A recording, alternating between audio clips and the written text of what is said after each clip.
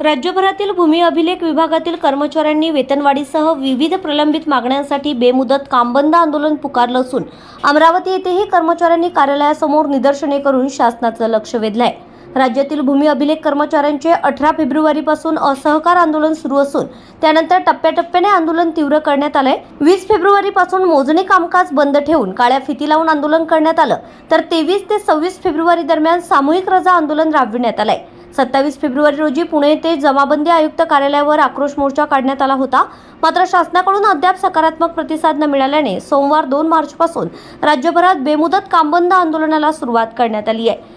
या आंदोलनाअंतर्गत शुक्रवारी 6 मार्च अमरावती येथील महसूल व भूमी अभिलेख विभागाच्या उपअधीक्षक कार्यालयासमोर कर्मचाऱ्यांनी भरउन्हात पेंडॉल टाकून जोरदार घोषणाबाजी केली आहे। भूमी अभिलेख कर्मचाऱ्यांना तांत्रिक वेतन श्रेणी लागू करणं, विभागातील खासगीकरणाचा निर्णय रद्द करणं, मोजणी कर्मचाऱ्यांना निश्चित प्रवास भत्ता वेतनात समाविष्ट करणं, तसेच ई-मोजणी व्हर्जन 2 सॉफ्टवेअर अधिक सोपे करणं अशा एकूण 17 मागण्यांसाठी हे आंदोलन करण्यात येत आहे। दरम्यान आता रडायचं नाही तर फक्त लढायचंय असा निर्धार व्यक्त करत सौ प्रणिता अतुल कोल्हे व सचिन चौधरी यांनी शासनाने लवकरात लवकर मागण्यांची दखल घ्यावी अशी मागणी केली आहे। शिका, संघटित व्हा आणि संघर्ष करा।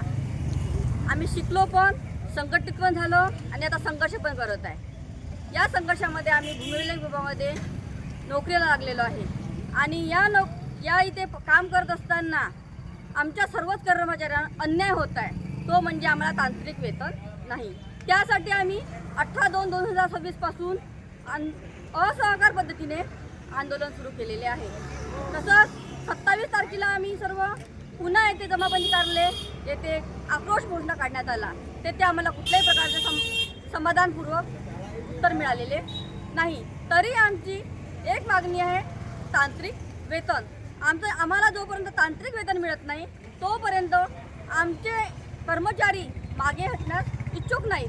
तसेच ट्रॅव्हलिंग अलाउन्स हे सुद्धा एक महत्त्वाचा मुद्दा आमच्या एक महत्त्वाचा आहे। हे दोन्ही मुद्दे जोपर्यंत क्लिअर होत नाही तोपर्यंत आमचा कर्मचारी मागे हटण्यास तयार नाही। याचा GR हा निघालाच पाहिजे।